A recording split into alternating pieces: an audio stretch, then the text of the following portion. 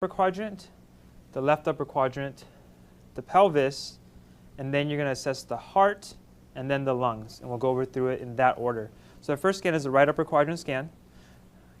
So here is the right upper quadrant scan. Indicators up towards the head. It's around the 8th to 10th intercostal space in the mid-axillary line. And you're looking for Morison's pouch, the space between the liver and the kidney, for free fluid.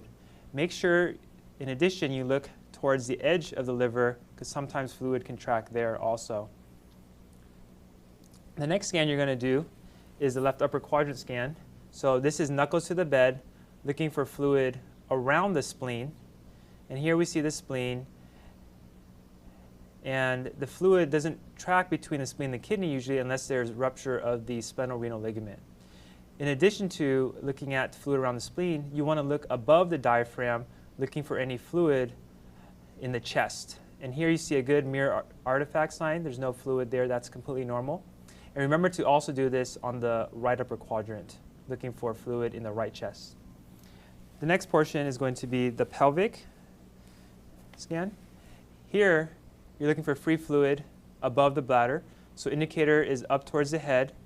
And you see the bladder here. There's no free fluid above the bladder.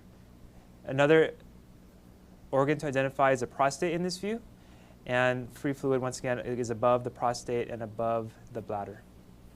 The next view is going to be the cardiac view, looking for pericardial effusion. And there's two views you can use. You can use either the subxiphoid view. And since this is on the standard mode, the indicator is going to be towards the patient's right side.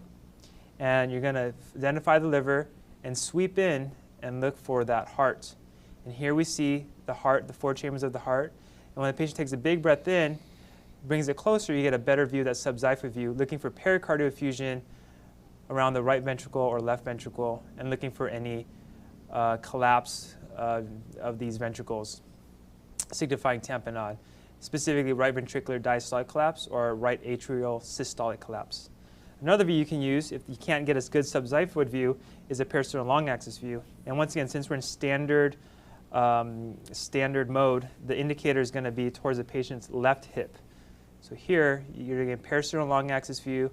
And the main thing you're looking for is pericardial effusion. You're not assessing, you don't have to necessarily assess all the heart function, but look for pericardial effusion and looking for tamponade here. And this looks normal here. You can see the pericardium both anteriorly and posteriorly in this view. And the last portion that you do is looking for pneumothorax, and that's looking for lung sliding. So once again, the indicator is going to be towards the patient's head, second intercostal space, mid-clavicular line, where you would do a needle-thoracostomy basically, and you would decrease your depth. So you see I'm decreasing my depth all the way down here. And here you're looking for lung sliding. So when the patient breathes in, so if you can take a big breath in, you see there's lung sliding on the screen there, and that indicates there's no pneumothorax. If there is no lung sliding, that is highly suggestive of pneumothorax in the setting of trauma. You want to make sure you do both the right side and the left side, looking for lung sliding. And this patient has lung sliding on both the left and right side.